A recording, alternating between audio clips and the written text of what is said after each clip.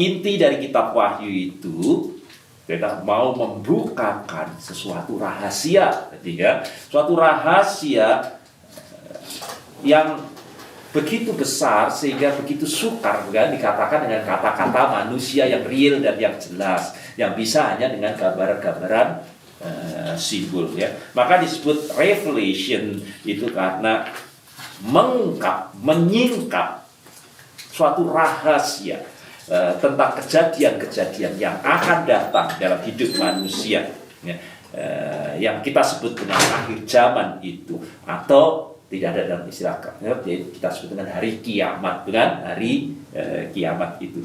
Jadi kitab Wahyu memberikan sebuah gambaran tentang sebuah gulungan kitab, ya, di mana di dalamnya itu termuat segala sesuatu yang akan terjadi nanti, ya, intinya kan begitu, ya. Hanya jika kita dapat membuka gulungan tersebut, membacanya, kita akan mengetahui peristiwa-peristiwa itu, dan dengan demikian kita dapat waspada dan berjaga, ya, dalam kehidupan kita ini. Baik, kita coba segarkan kembali, ya, dengan pelan-pelan, ya. Jadi kita bersama-sama telah membahas hal-hal yang terjadi setelah 6 meterai, belum meterai ke-7, ya. 6 meterai itu dibuka, ya. Peristiwa yang terjadi kalau kita lihat itu adalah sesuatu yang ternyata mengerikan, bukan? Meterai satu demi satu dibukakan. Itu segala sesuatu digambarkan dan dibayangkan sebagai hal yang sangat mengerikan, ya, tadi. Tapi betapapun sangat mengerikan, ya, tetapi meterai yang paling utama itu belum dibuka, bukan? Ya, kalau kita dapat simpulkan dengan cepat, yang panjang 6 meterai yang sudah terbuka itu ternyata peristiwa-peristiwa yang mengerikan yang terjadi, akan terjadi, berarti kan itu ke depannya akan terjadi menjelang, berarti belum akhir zamannya, menjelang akhir zaman itu, ya. Dan yang ada adalah kita dapat lihat singkat, ada peperangan antar bangsa. Lalu bukan hanya peperangan antar bangsa, peperangan di dalam satu bangsa sendiri, manusia dengan manusia, disebabkan oleh karena rupa-rupa, entah persoalan sara, persoalan apa, antar manusia di satu bangsa pun akan saling membunuh oleh karena perbedaan suku dan sebagainya, ya. Lalu kemudian dikatakan kelaparan, masalah-masalah kesenjangan sosial dalam kehidupan manusia, ketidakadilan sosial itu juga makin menjadi-jadi dan makin parah dalam kehidupan. Dan bukan hanya itu saja, meterai berikutnya juga kita lihat bahwa wabah penyakit baru akan muncul, membinasakan, yang tidak dapat ada obatnya, sehingga orang memiliki kekayaan pun tidak akan bisa sembuh dari sakitnya itu. Wabah penyakit yang membinasakan. Lalu juga bumi bergolak, gempa bumi akan terjadi di sana sini, bahkan bencana semesta alam yang sangat mengerikan, ya.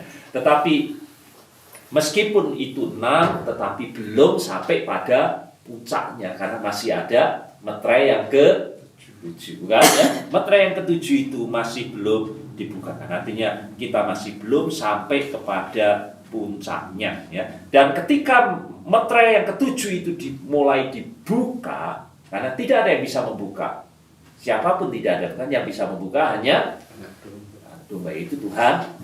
Dan dalam penglihatan itu Tuhan Yesus sudah membuka meterai yang ke-7, dan dikatakan, dan ketika anak domba itu membuka meterai yang ke-7, maka sunyi senyaplah surga kira-kira setengah jam lah lamanya, ya. Dan kita sudah bahas itu tanda bahwa ketegangan suasana kalau meterai ke-7 itu sungguh-sungguh akan dilaksanakan oleh Allah, sangat mencekam, tetapi juga tanda khidmat, hormat, ya, dan pemujaan kepada Allah, sehingga semuanya sunyi dan senyap begitu rupa, ya. Dan kemudian kita dapat lihat berikutnya, lalu aku melihat ke-7 malaikat, ya. Jadi kita belum melihat apa itu isinya meterai ke-7 itu, kan, tapi kemudian dikatakan aku melihat 7 malaikat yang berdiri di hadapan Allah. Jadi, dan kepadanya diberi sangka kalah, ya. Jadi 7 ini diberi sangka kalah oleh Allah. Penghulu malaikat, buat dalam tradisi orang Yahudi itu ada 7. Itulah yang paling dekat penghulu itu artinya dia seperti jenderalnya, kan, dari para malaikat itu. Nah, jenderal Allah ini kalau kita lihat dalam tradisi ada 7 memang ya, dalam tradisi Yahudi itu, karena ini gambaran Yohanes dalam gambaran orang Yahudi itu ada Uriel, Rafael, Mikael, Gabriel, Raguel, Sariel, dan Ramiel, ya. Ada 7 itu, ya, malaikat itu semua pakai L, tanda bahwa mereka itu memiliki kedudukan yang sangat terhormat di hadapan Allah. Mereka selalu berdiri di hadapan Allah, mengitari daripada orang yang paling dekat dari Allah. Dan kita lihat, kita ingin semua dekat dengan Allah, bukan? Dan kita kembali lihat bahwa malaikat Tuhan itulah yang paling dekat dengan Allah. Artinya orang yang selalu dekat dengan Allah itu bukan berarti memperoleh fasilitas macam-macam, bukan. Mereka adalah mereka adalah malaikat yang siap untuk melakukan tugas dan perintah yang diberikan Allah. Ya, jadi kalau kita mau ingin dekat dengan Tuhan, seringkali bayangan kita nyaman dan sebagainya. Bukan, makin dekat dengan Tuhan, makin kita akan diberi tugas dan perintah. Itulah malaikat Tuhan, ya, tugas dan tanggung jawab. Dan mereka diberi 7 sangkakala, bukan? Untuk apa? Untuk ditiup, ya. Dan setiap sangkakala itu ditiup memiliki makna dan arti. Sangkakala itu artinya adalah trompet, bukan? Dalam zaman sekarang itu, tapi disebut sangkakala dalam mungkin dibuat dari tanduk binatang dan sebagainya, dibunyikan. Kalau kita lihat di dalam Alkitab, setiap kali sangkakala dibunyikan itu tanda bahwa Allah akan campur tangan dalam peristiwa-peristiwa manusia, ya. Itu berarti bahwa kalau kita lihat pada waktu Allah memberi 10 hukum perintah Allah, dimulai dengan bunyi sangkakala. Setiap kali ada hal teofani Allah menyatakan hadir, sangkakala itu ditiup, ya. Artinya Allah tidak tinggal diam melihat apa yang ada di bumi dan di dunia ini. Kalau sudah tiba waktunya sangkakala dibunyikan, tandanya Allah tidak tinggal diam dengan semua. Allah segera akan bertindak dalam kehidupan yang ada. Allah akan campur tangan dalam perkara-perkara yang ada dalam kehidupan ini. Dan kita lihat di situ bahwa kalau Allah itu sudah mulai campur tangan menyelesaikannya, yang terjadi hal-hal yang mengerikan, bukan? Penghukuman dan sebagainya. Nah, kalau kita sampai kepada sangkakala kelima, bukan? Ya. Nah, mari kita segarkan kembali apa itu sangkakala. Jadi sangkakala itu kalau sudah lihat di dalam Alkitab selalu tanda bahaya. Nah, ini tidak sangkakala ditiup dalam kaitannya dengan Allah. Bangsa Israel juga punya sangkakala, kan? Kalau bangsa ini meniup sangkakalanya, itu tanda ada bahaya. Ya, kalau kita sekarang seperti si gempa apa itu, ini akan ada tanda bahaya. Zaman dahulu orang Israel kalau untuk memberikan tanda bahaya, mereka meniup sangkakala, ya, dan memberi peringatan kepada kita semua bahwa ada bahaya. Artinya sangkakala itu membangunkan manusia, jangan terlena. Ini ada bahaya, waspada, hadapi, begitu, ya. Jangan kita tertidur, ya. Bangun semuanya, ya. Jadi sangkakala itu untuk menggugah manusia, menyadarkan manusia, membangunkan manusia, untuk tidak terlena dan segera harus berpikir dan mencari keselamatan. Kalau tidak, mereka akan binasa, bukan? Ya, itu tanda. Kedua, sebagai tanda bahwa peperangan akan dimulai. Itu orang Israel akan meniup sangkakala. Sudah baca, ya, pada waktu bangsa Israel atau itu sangkakala ditiup, ya, itu berarti mereka siap untuk berperang, bertempur. Medan laga sudah di depan mata. Jadi kita semua akan berperang dengan sangat dahsyat. Yang ketiga, kalau sangkakala ditiup, itu juga tanda bahwa raja akan datang. Ya, kalau raja akan datang, orang Israel juga akan meniup sangkakalanya. Dan di dalam Wahyu pasal 8 ini, ketiga gambaran itu dipakai semuanya, kan? Ya, dipakai untuk Allah. Jadi kita lihat 3 fungsi itu sekaligus ada di sini, ya. Yang pertama, maksud daripada sangkakala, 7 sangkakala ini adalah mempersiapkan manusia bahwa bahaya, bencana, kesusahan, penderitaan dalam hidup manusia akan terjadi. Ya, itu bunyi. Yang kedua, raja itu akan datang kembali. Di kedatangan Kristus kembali. Ya, raja itu akan datang kembali dan bertindak sekarang ini. Ya, dan kalau itu sudah final dan waktunya, tidak akan ada lagi peluang dan kesempatan buat kita untuk menundanya. Dan yang ketiga, peperangan itu serius sudah dimulai. Ya, peperangan itu sudah dimulai. Jadi dalam ayat 7 sampai 12 itu digambarkan keempat sangkakala yang ditiup. Ya, kita sudah bahas itu kan, 4 sangkakala yang ditiup itu. Apa artinya? Ya, dari 4 itu. Gambaran yang digambarkan dari setiap sangkakala itu malapetaka di berbagai bagian alam semesta ini. Ya, kebakaran, entah bencana, entah gunung meletus, entah apa-apa. Bencana yang digambarkan itu. Dan dikatakan bencana hebat itu merenggut sepertiga bagian dari bumi. Jadi tidak semuanya, hanya sepertiganya. Lalu ketika sangkakala pertama ditiup, sepertiga bumi dikatakan menderita. Kan? Sepertiga dari bumi itu menderita. Lalu kita dapat lihat masuk ke sangkakala yang kelima. Sebelum kita masuk ke sangkakala yang keenam, ya. Jadi sekali lagi, kecelakaan, kengerian, kesengsaraan terus semakin hebat setiap kali sangkakala ditiup, kan, ya, sampai kepada sangkakala kelima.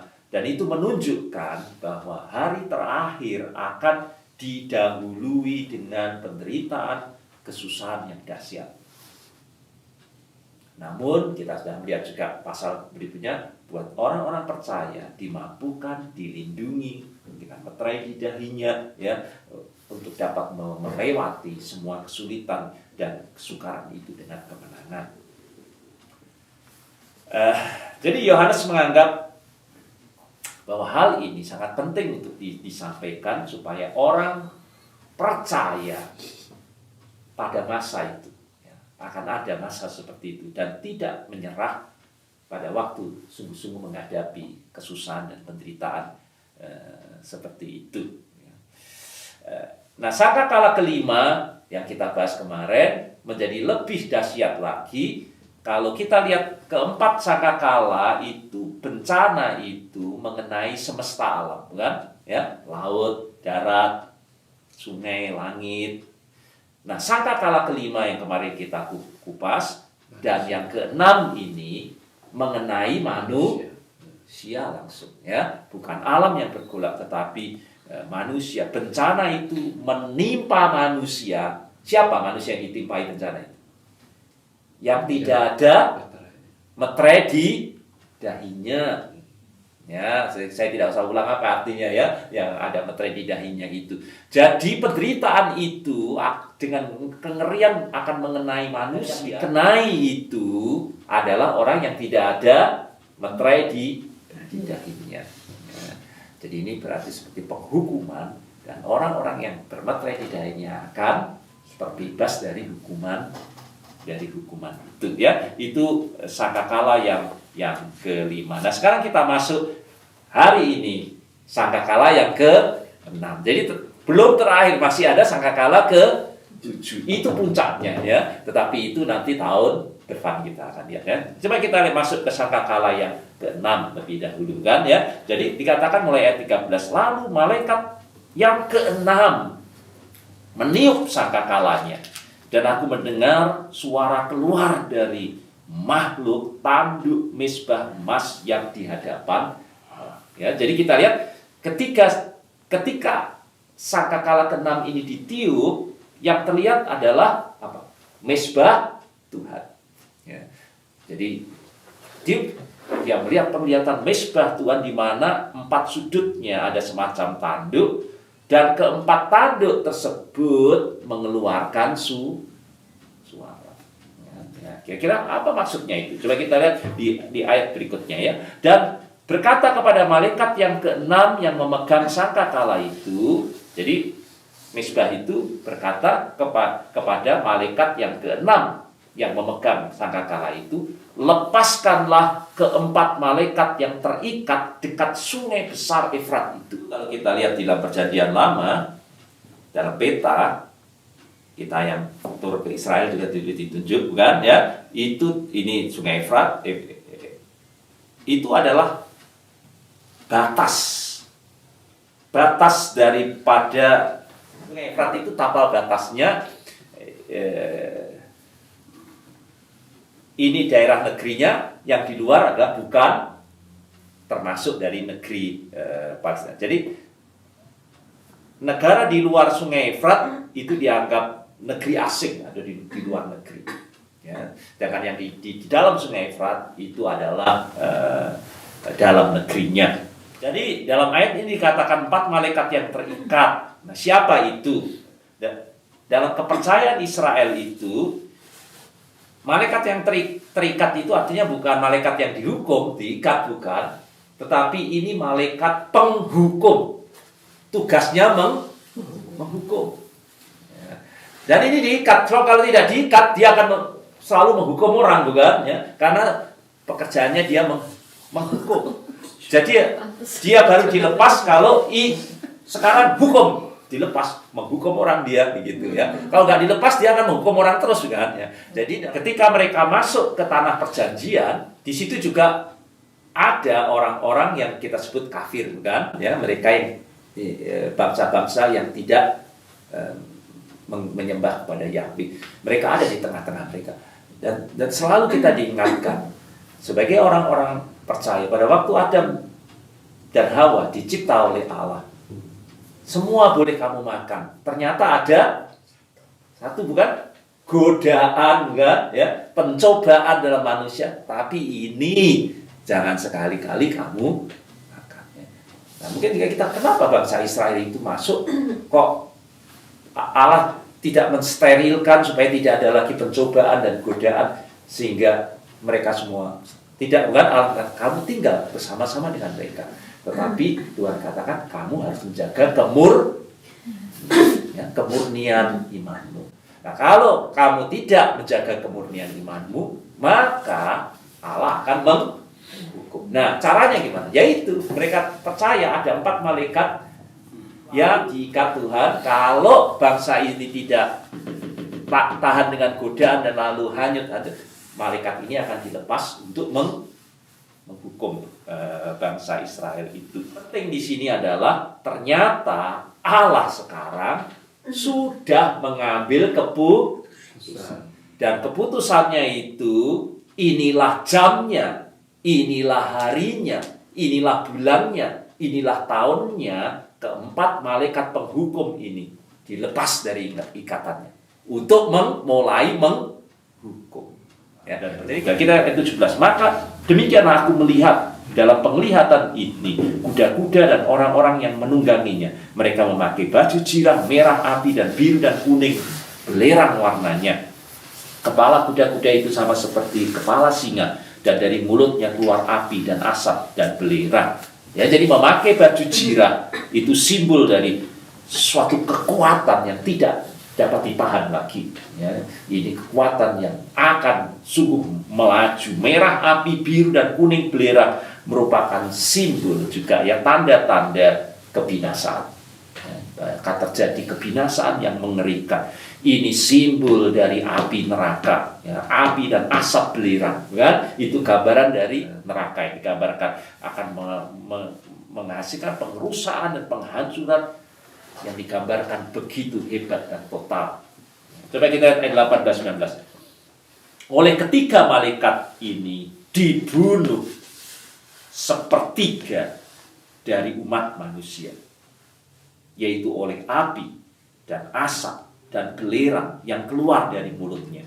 Sebab kuasa kuda-kuda itu terdapat di dalam mulutnya dan di dalam ekornya, sebab ekornya sama seperti ular. Ini tadi yang digambarkan mereka. Mereka berkepala dan dengan kepala mereka mendatangkan kerusakan. Ayat 20-21 ya. Tetapi manusia lain yang tidak mati, tadi dikatakan kan ya, kan tidak semua, tidak mati oleh malapetaka itu, melihat begitu tidak juga bertobat dari perbuatan tangan mereka.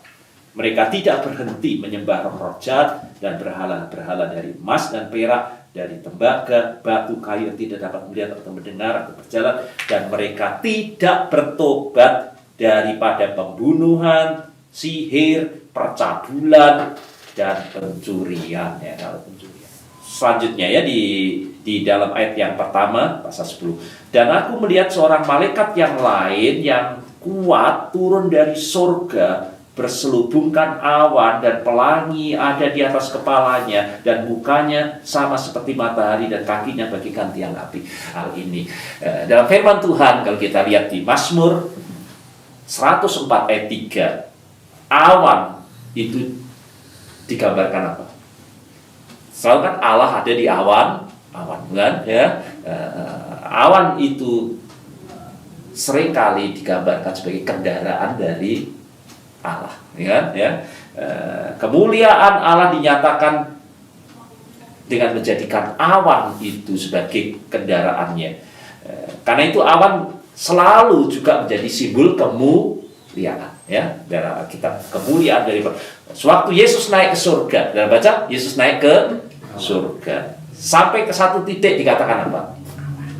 Dia ditutup oleh awan, bukan? Awan artinya dia diselimuti kemuliaan sehingga kita tidak dapat melihatnya lagi. Selanjutnya disebut di dalam ayat ini, pelangi ada di atas kepalanya dan mukanya sama seperti matahari. Dan jika kita melihat pelangi, apa kesan kita dari pelangi itu? Sangat indah kan ya? Selain indah juga digambarkan kita tidak bosan untuk melihatnya, tetapi warnanya juga tetap dan konsisten, ya, dia tidak berubah, tidak pernah berubah. Maka saya baca dalam firman Tuhan yang lain, misalnya Yehezkiel pasal 128 dikatakan, seperti pelangi yang terlihat pada musim hujan di awan-awan, demikianlah kelihatan sinar yang mengelilinginya, begitulah gambar kemuliaan Tuhan. Jadi yang digambarkan di sini adalah awan, kemuliaan, pelangi juga kemuliaan Tuhan, ya. Jadi nyatakan itu. Semua ini adalah gambar simbolik kemuliaan Allah dinyatakan. Sesuatu yang sangat penting, dalam tangannya ia memegang sebuah gulungan kitab kecil yang terbuka. Jadi sudah terbuka, ya, dapat kita baca, ya, tidak tertutup. Kitab ini yang tadinya tertutup, artinya simbol dari rahasia Allah. Ya, kalau tertutup kan rahasia Allah. Ya, revelation berarti dibukakan mengenai apa yang akan terjadi. Kini telah dibuka, artinya tidak rahasia lagi. Ya, bukan rahasia lagi.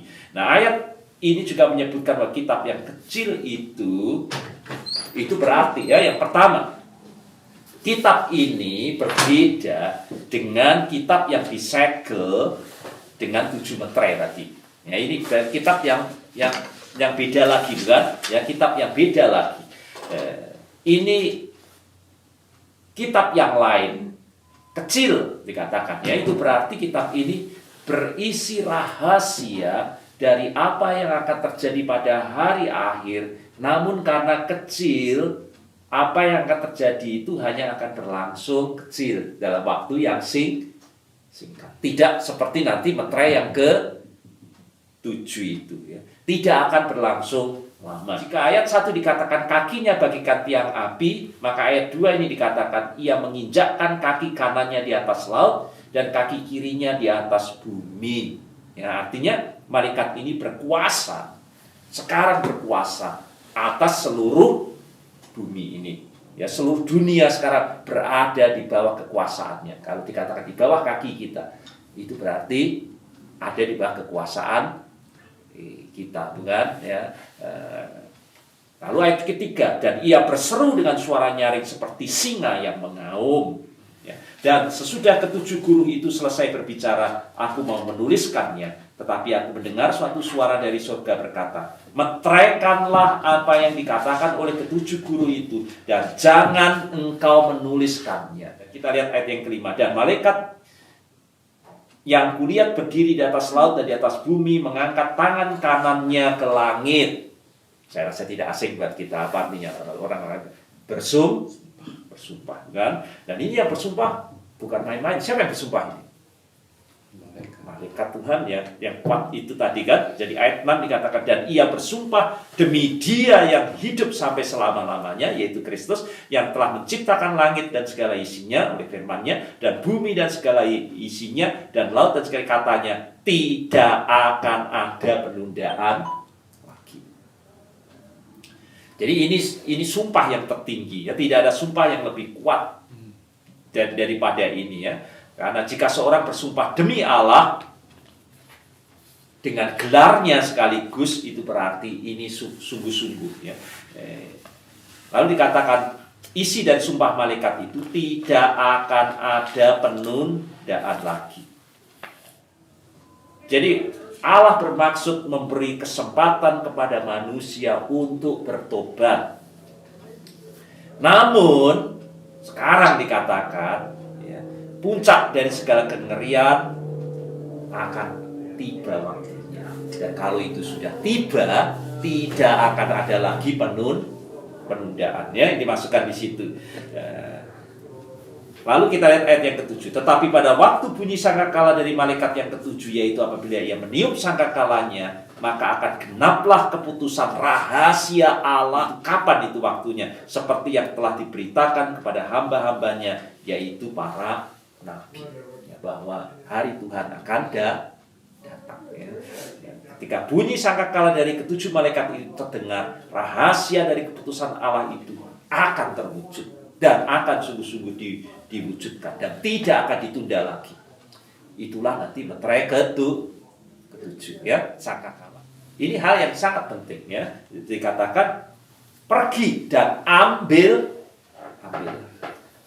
Jadi selalu kita dapat lihat di dalam kehidupan kita ini, kata yang keras, ambil.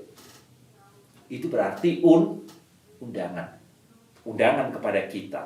Rahmat dan anugerah Tuhan itu tidak diberikan otomatis. Disediakan buat kita kalau kita bersedia untuk mengambilnya. Ya, ini sangat penting buat kita. Setiap kali Allah berfirman kepada kita, jangan pikir dengan sendirinya firman Tuhan itu akan bekerja dan masuk dalam diri. Kita harus mengambil keputusan. Kita harus menerimanya atau menolaknya. Allah tidak pernah memaksa kita. Anugerah pun Tuhan juga tidak otomatis. Sudah dipanggil oleh Tuhan, sudah diberi kesempatan. Mau atau tidak, mengambil atau tidak. Itu kepadaku, katanya kepadaku, ambil dan makan dia. Dia akan membuat perutmu terasa pahit, tetapi di dalam mulutmu ia akan terasa manis seperti madu. Lalu aku mengambil kitab itu dari tangan malaikat itu dan memakannya, dan di dalam mulutku itu terasa manis seperti madu, tetapi sesudah aku memakannya, perutku menjadi pahit rasanya. Kita ambil firman itu, maka firman itu akan membuat kita terasa pahit. Tetapi di dalam mulut kita ini dikatakan manis seperti madu. Arti makan di sini ini menjadi sangat penting ya. Itu berarti pada waktu kita mendengar firman Allah, itu tidak hanya kita kunyah dan menyangkut sebentar, bukan. Kita makan itu berarti tidak akan keluar lagi, masuk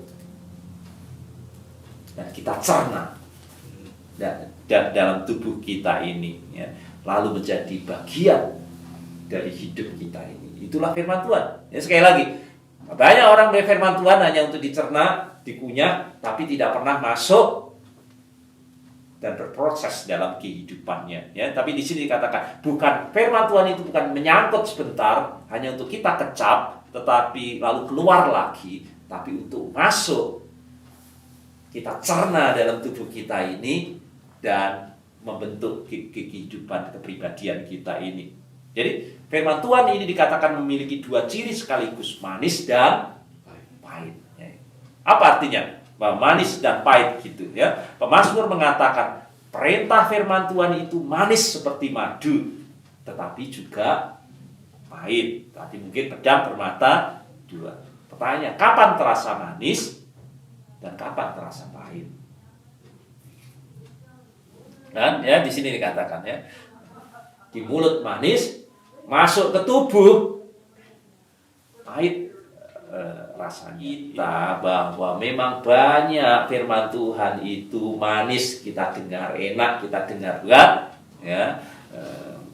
Tetapi pada waktu kita mau cerna dan mau kita lakukan dalam hidup kita ini, kenapa pahit? Karena manusia sulit untuk menjalankan firman itu. Enak saya dengar, oh begitu, kasihlah sesama manusia seperti dirimu sendiri. Enak enggak?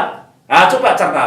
Pahit, saudara, dalam hidup ini. Ya, karena cenderung manusia itu mengasihi itu berarti rela mengorbankan diri sendiri untuk orang lain. Ya. Pahit enggak, saudara? Kalau ini kesusahan, sudah punya keluarkan dompet, pahit di hati kan, ya. Mengasihi itu manis dengarnya, kita nyanyi, nah sebentar lagi kita juga nyanyi kasih lemah lembut, enak bukan? Lemah lembut tuh. Coba praktekkan dalam hidup kita ini. Susah, ya, pahit, ya itu yang mau diingatkan kepada kita. Karena kita cenderung mengikuti naluri kemanusiaan kita sendiri, kepentingan diri kita sendiri, kepuasan diri kita sendiri. Dengan kasih mengajar kita untuk keluar dari diri sendiri dan untuk orang lainnya. Maka dia berkata kepada engkau harus bernubuat lagi kepada banyak bangsa, kaum, dan bahasa dan raja. Artinya firman Tuhan itu tidak pernah hanya untuk diri kita sendiri, ya. Nah, firman Tuhan itu harus untuk kita saksikan bersama-sama. Baik ya, itu penutup daripada ayat kita. Sebelum nanti kita lihat berikutnya, kita akan masuk ke dua saksi Allah dan kemudian sangkakala yang ketujuh ya. Dan itu belum metre yang ketujuh bukan? Ya, dan sekali lagi itu baru sangkakala ke-7. Ya, dan kita masih harus bersabar untuk memahami berbagai peristiwa di akhir zaman.